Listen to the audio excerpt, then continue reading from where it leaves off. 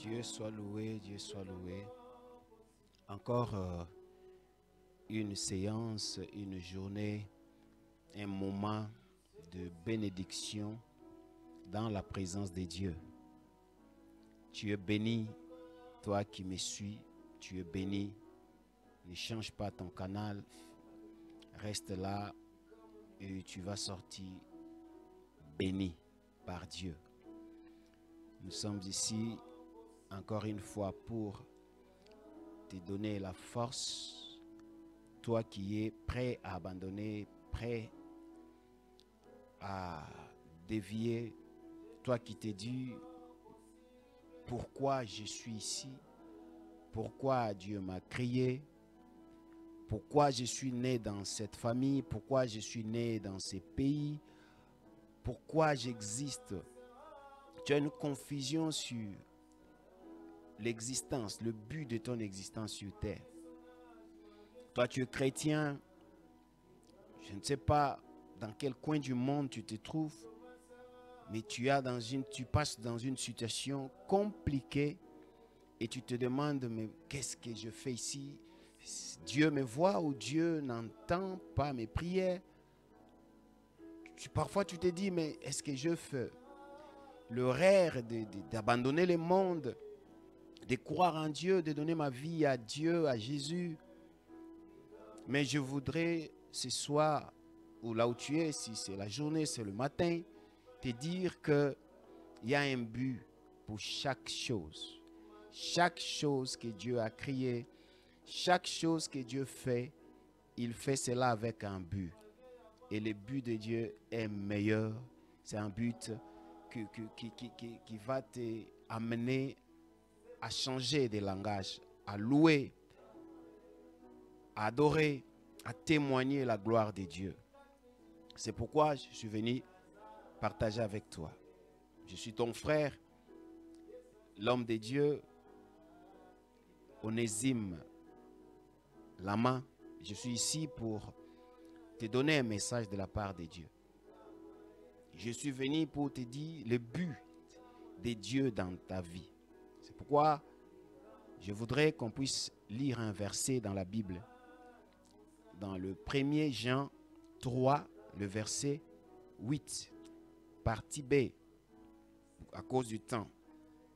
Car c'est la raison pour laquelle le Fils de Dieu a été manifesté, afin qu'il puisse détruire les œuvres de l'ennemi, du diable. 1 Jean 3, verset 8. Car c'est la raison que toi tu ne sais pas, la raison de la manifestation de Dieu dans ta vie. Pourquoi Dieu t'a appelé? Tu es le choix de Dieu. Pourquoi Dieu t'a choisi? Pourquoi Dieu a laissé beaucoup de gens? Il a choisi, il t'a choisi. Pourquoi il est venu, comme dit le livre d'Apocalypse 3:20, il est en train de frapper à la porte. Pourquoi il est venu frapper à la porte de ton cœur? Pourquoi il est venu appeler ton nom? Il y a un but. C'est la raison pour laquelle le Fils de Dieu, on ne dit pas le Fils de l'homme, on dit le Fils de Dieu.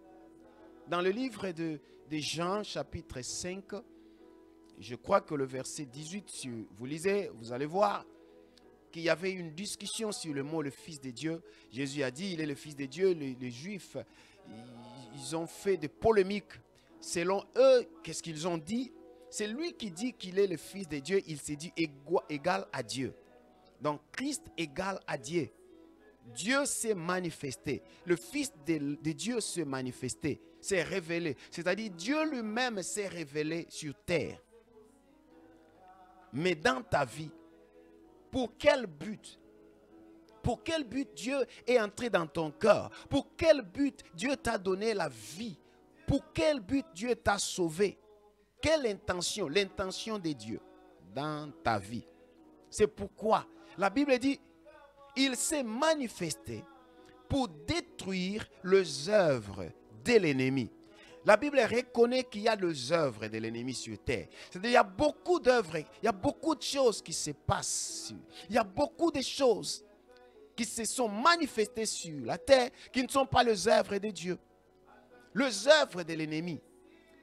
La mort, la destruction, le péché, les divisions, la pauvreté, la maladie, les œuvres de l'ennemi, la séparation, des familles divisées, des familles détruites, des pays divisés, la rancune, la vengeance, les œuvres de l'ennemi, le manque de paix, les troubles, les œuvres de l'ennemi. La Bible dit que Dieu s'est révélé, Dieu s'est manifesté. Le Fils de Dieu est venu. Il s'est révélé pour le but qu'il a, c'est de détruire, c'est de détruire les œuvres, toutes les œuvres de l'ennemi dans ta vie, dans ta famille, dans ton foyer, dans ton travail, dans ta nation, dans ta carrière. Il est venu pour détruire, pour terminer avec cela. C'est le but de Dieu sur terre. Mais seulement Dieu ne fait pas des choses comme ça. Dieu, il choisit quelqu'un. Comme je dis dans l'Apocalypse 3, il veut frapper dans ta porte. L'objectif, il veut faire un travail avec toi. Il veut réaliser un projet qu'il a à travers de toi. Tu es un instrument de Dieu. Tu as été choisi, tu es le choix de Dieu. Je vais te donner un exemple dans la Bible. Regardez Moïse. Dieu voulait libérer les enfants d'Israël. Dieu voulait détruire la puissance qui régnait en Égypte. Mais qu'est-ce que Dieu a fait? Il a choisi un homme, Moïse. Il s'est manifesté à travers de Moïse. Moïse est né et Moïse est allé vivre dans le palais royal pour apprendre, pour voir. Il a grandi comme un prince. Il a vu ce qui s'est passé, comment le peuple souffrait. Pourquoi Dieu t'ouvre les yeux pour que tu puisses comprendre? Parfois tu comprends, tu vois comment ton peuple souffre, mais les autres ne comprennent pas. Mais toi, tu as une vision différente, tu es capable de voir. Moïse a vu la souffrance, il a vu comment on faisait souffrir son peuple. Il s'est manifesté, il s'est levé. Tu comprends? Il a voulu faire des façons. Dieu voulait l'utiliser. Dieu voulait utiliser Moïse comme un instrument pour libérer les enfants d'Israël. Je suis venu te dire, toi tu es un instrument de Dieu pour libérer ta famille dans cette situation que tu vois là. C'est toi qui vois l'injustice, les autres ne voient pas. C'est toi qui vois des divisions, les autres ne voient pas. C'est toi qui fais des songes quand les autres ne font pas des songes. Souviens-toi de Joseph. C'est lui qui rêvait. Dieu voulait bénir son peuple. Mais Dieu a commencé à visiter Joseph. Pour que Joseph puisse commencer à voir des choses que les autres ne voyaient pas. Parfois même tu peux voir des choses que ton père, ta mère, personne n'a jamais vues. Ils ne vont pas te croire parce que c'est une vision qui est grande. C'est Dieu qui se révèle à toi. Tu peux voir des choses que ton pasteur ne voit pas. Tu peux voir des choses que ton leader ne voit pas, que ton responsable ne voit pas. Tu es capable de voir. Mais pourquoi Dieu va t'ouvrir les yeux? Dieu veut se manifester. Il veut accomplir une chose dans ta vie, dans la nation. Mais il passe par toi. Je te donne des exemples pour voir comment Dieu fait des choses. Tu es né pour accomplir un but. Tu es né pour réaliser un projet. C'est le projet de Dieu. Pour manifester le plan de Dieu dans le monde. Mais quel est le plan de Dieu? Dieu ne supporte pas voir les gens souffrir. Le monde, comment le diable, il fait des choses terribles. Qu'est-ce qu'il fait? Dans Genèse 1, la Bible dit que toute la terre était sous la puissance ou dans le ténèbre. Tu regardes dans Genèse 1. La terre était dans le ténèbre. Le ténèbre régnait. Et Dieu, quand il s'est révélé, il a dit que la lumière soit. C'est-à-dire, la lumière est venue pour combattre, pour venir, pour détruire, pour venir terminer avec l'œuvre, avec le ténèbre. C'est comme ça que Dieu, il fait. Il te donne l'onction, il te donne la parole, il te donne la vie que tu as de prière. Pourquoi? Pourquoi Dieu doit donner l'onction à quelqu'un? Pourquoi Dieu doit donner son esprit à quelqu'un? C'est parce qu'il veut faire des choses. Il veut réaliser une grande chose dans la vie. Dieu se révèle à travers la personne que tu es. Dieu veut bénir ta famille, mais il veut bénir ta famille à travers de toi. Il passe par toi. Le Fils de Dieu s'est manifesté. C'est la raison pour laquelle le Fils de Dieu s'est manifesté. La raison, c'est pour détruire les œuvres de l'ennemi. Détruire les œuvres de l'ennemi. C'est-à-dire, ce sont les œuvres qui ont été construites, qui ont grandi, qui ont de l'impact. Ça se soit dans la famille, dans le monde. Mais toi, tu es l'arme que Dieu a créée pour détruire les œuvres de l'ennemi. C'est pourquoi pour découvrir que toi, tu es le choix de Dieu, tu verras que ta vie est accompagnée par des combats. Des combats. Les gens te combattent. Tu regardes, mais pourquoi ils me combattent? Parfois, tu ne vois pas le but. Pourquoi? Parce qu'ils voient en toi le danger. Ils comprennent que toi, tu es un danger. Quand Moïse devait naître, le roi de cette époque commençait à détruire, à tuer les enfants. Pourquoi? Parce qu'il a compris que quelque chose est en train de venir. Les combats, la famine, parfois tu veux naître, tu es enceinte, tu as perdu le travail, ton mari a perdu le travail, tu dis, mais qu'est-ce qui se passe? Cet enfant est une malédiction. Non, il n'est pas une malédiction, c'est une bénédiction. Mais le diable a peur, il dit non, il ne faut pas que sa maman puisse avoir la santé. Ils vont faire tout pour que ta maman perde la santé, perd le travail, ton papa perd le travail, les divisions qui arrivent. C'est comme ça que le diable travaille. Le diable, il voit des choses, il voit en toi la lumière. Vous savez, regardez, quand vous regardez l'arbre, quand vous regardez l'arbre, quand l'arbre n'a pas encore de fruits, les gens passent. Personne n'a le regard sur l'arbre. Personne donne l'intention sur l'arbre. Tout le monde passe. Mais quand l'arbre commence à produire, tu verras que le regard des gens commence à changer. Ils vont commencer à regarder cet arbre. Parfois, ils passent. Quand l'arbre commence, le fruit commence à mûrir, qu'est-ce qui se passe? Vous verrez que les gens vont commencer à prendre des pierres, à ramasser des pierres et à lancer dans la direction de l'arbre, de fruits. Pourquoi? Parce que c'est le moment.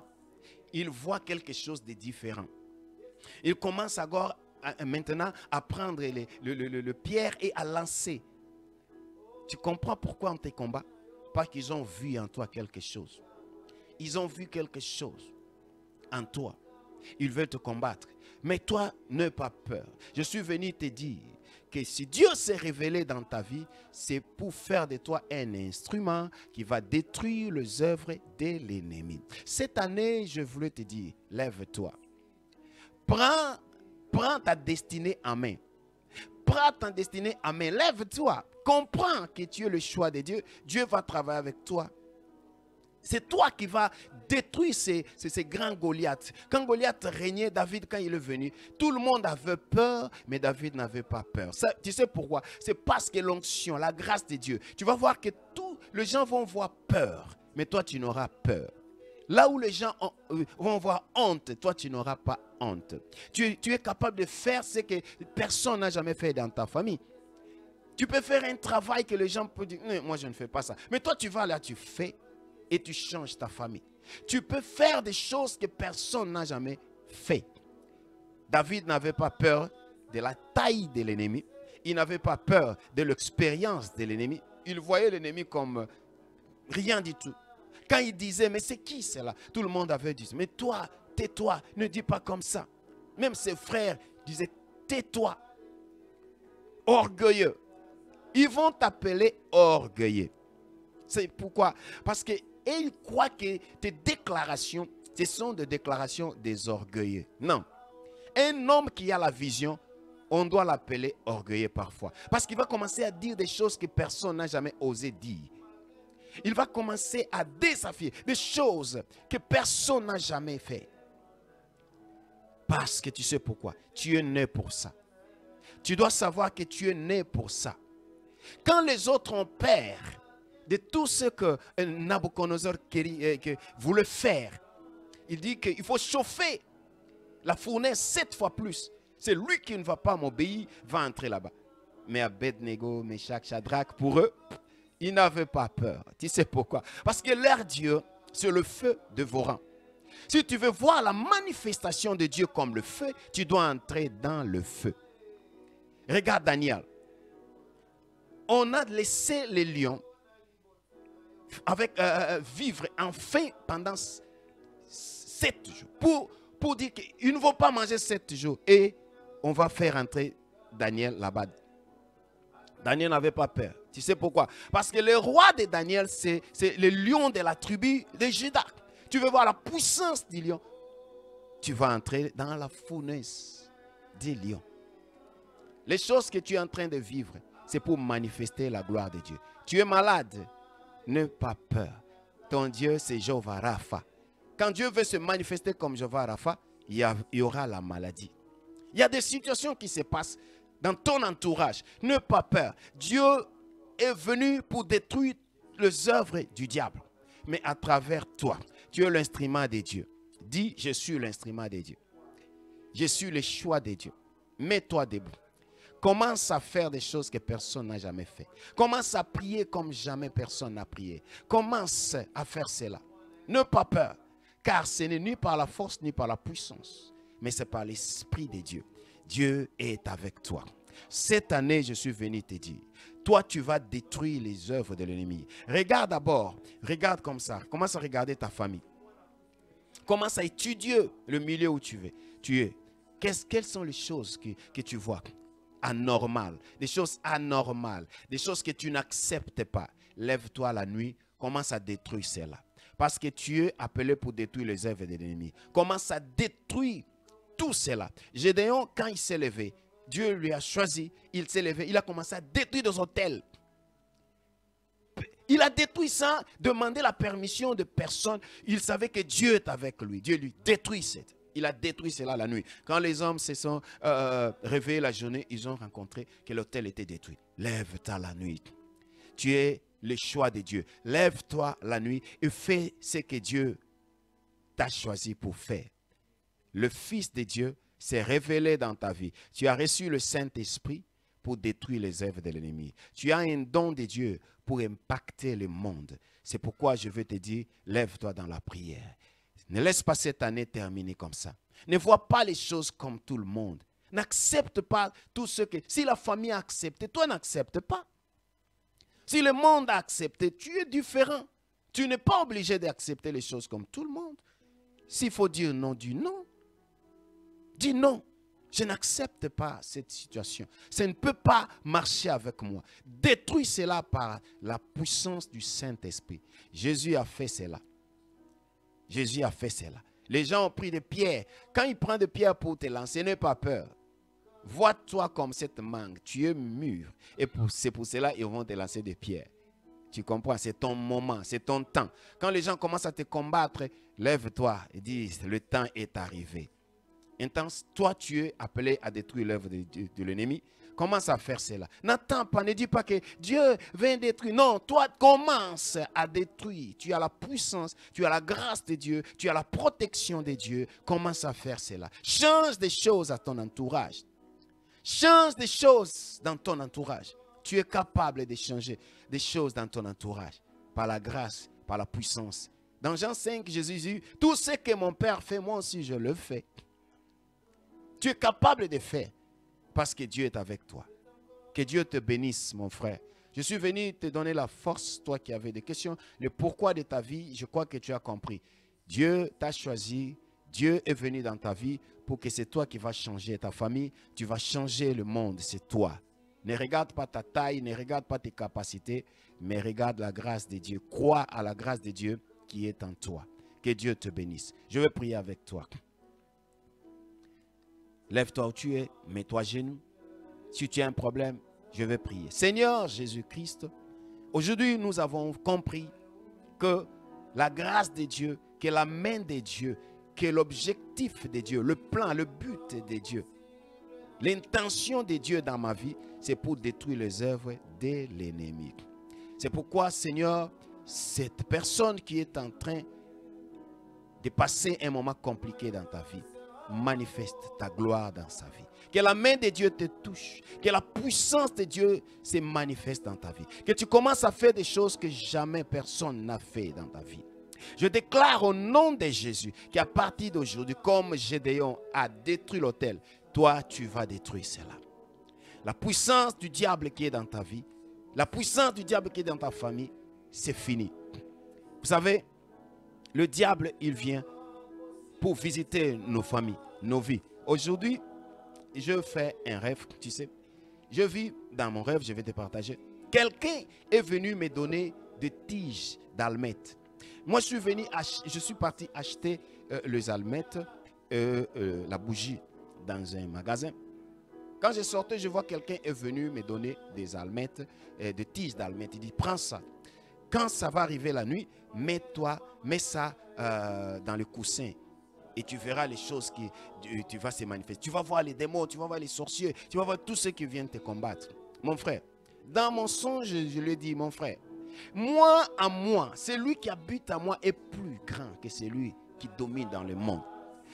Le nom de Jésus est le nom qui est élevé au-dessus de démons, au-dessus de maladies, de problèmes. Moi, je n'ai pas de problème.